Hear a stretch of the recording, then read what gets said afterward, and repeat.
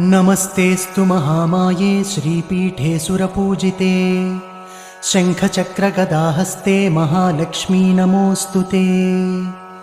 नमस्ते गरुडारूढे कोलासुरभयङ्करी सर्वपापहरे देवी महालक्ष्मी नमोऽस्तु ते।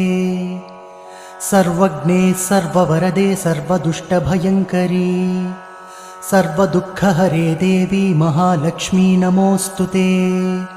सिद्धिबुद्धिप्रदे देवी भुक्तिमुक्तिप्रदायिनी मन्त्रपूते सदा देवी महालक्ष्मी नमोऽस्तु ते।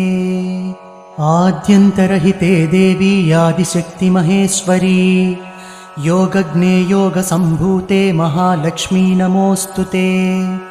स्थूलसूक्ष्ममहारौद्रे महाशक्ति महोदरे महापापहरे देवी महालक्ष्मी नमोऽस्तु ते। पद्मासनस्थिते देवी परब्रह्मस्वरूपिणी परमेशी जगन्मातः महालक्ष्मी नमोऽस्तु ते।